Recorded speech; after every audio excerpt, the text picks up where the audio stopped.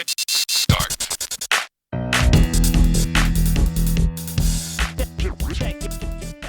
Ou par contre on peut faire quelque chose, c'est de travailler sur son système de valeurs.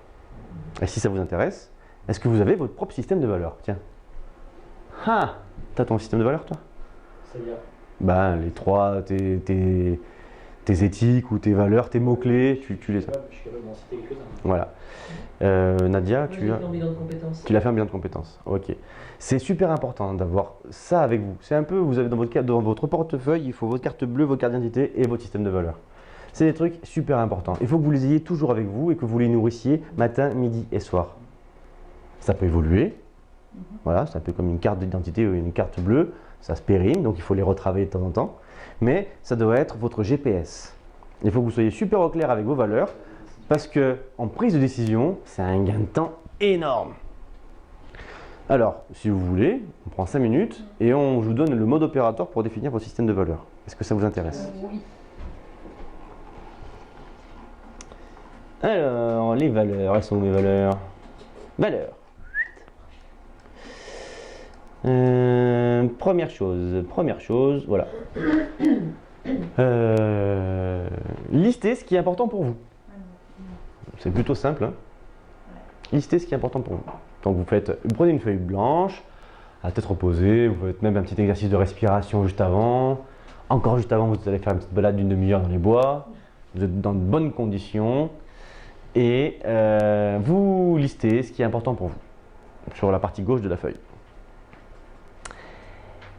Et il faut y aller, il faut en mettre celui qui se limite à 5, c'est pas assez. Vous êtes vous-même les personnes les plus importantes sur Terre. Donc vous devez lister ce qui est vraiment important pour vous. En vrac. Il n'y a pas d'ordre, en vrac. Sur la deuxième colonne, la partie droite, vous listez ce qui fait que vous êtes heureux quand vous êtes heureux. Alors il y a une petite subtilité, mais je pense que vous l'avez tous apprécié. Listez ce qui fait que je suis heureux quand je suis heureux.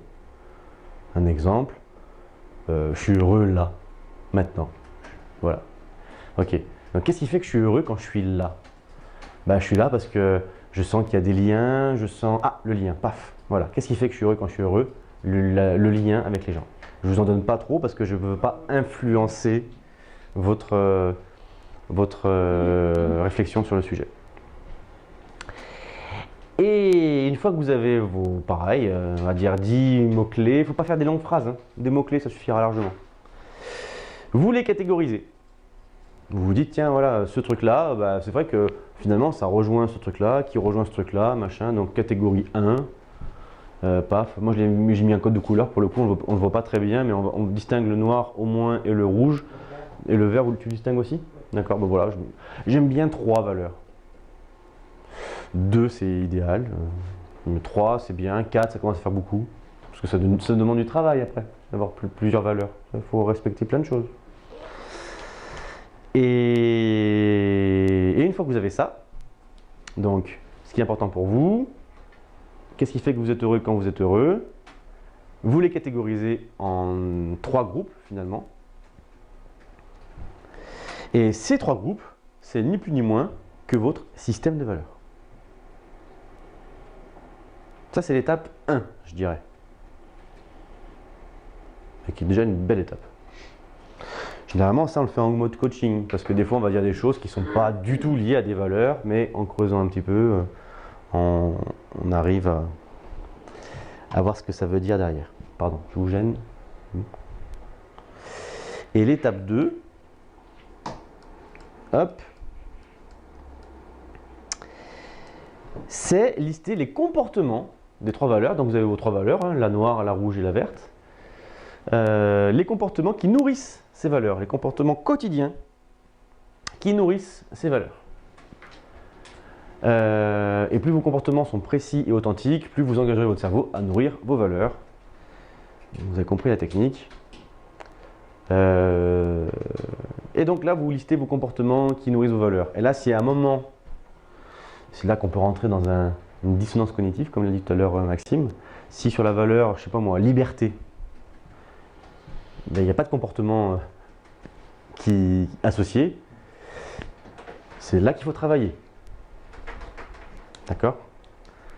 Et c'est peut-être là qu'il faut commencer à poser des comportements associés à ça. Et commencer enfin à nourrir cette valeur. Et à ce moment-là, bah, c'est souvent la révélation finalement. Ça fait un bien fou.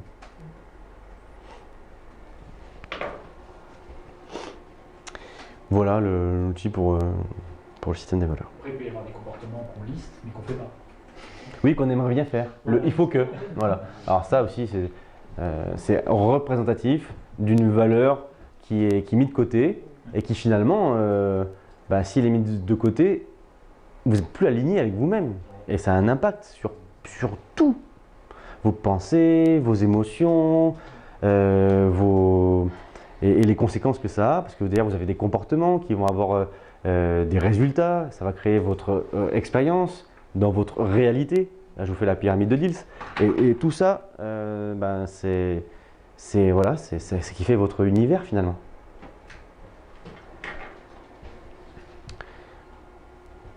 OK pour ça? Alors, normalement, si je voulais bien faire mon travail, je devrais prendre du temps pour pas vous donner cet outil-là et vous laisser autonome sur le sujet. D'accord?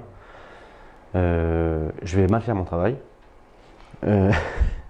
Et ce que je vous invite à faire, c'est de le faire par vous-même, tous tous, voilà, parce que ce sera tous, et de m'envoyer un petit mail ou de m'appeler pour qu'on en parle, pour vous aider à avancer, et ainsi de suite. D'accord? Et d'ailleurs, pour ça, mais pour d'autres choses, hein, avec plaisir. OK? Ça vous va? On continue? Je sais pas, je pose la question. Ouais? OK. Qu'est-ce que je viens de faire là? Alors, c'est une technique de manipulation. Je cherche le Yes 7. Ça vous parle ça, le Yes 7? En hypnose, le Yes 7, c'est indispensable. Tu t'appelles bien Stéphanie? Oui. Et moi je réponds comme oui. Non mais tu t'appelles Stéphanie, tu peux répondre oui. Ah oui, la question, oui. Tu travailles bien pour l'immobilier et tu as envie de développer ton être. Voilà. Ça te dit qu'on fasse quelque chose? Et là, le oui vient naturellement. D'accord? Au bout de 3 fois, qu'est-ce qu'elle fait? Elle associe Jérémy à oui. D'accord?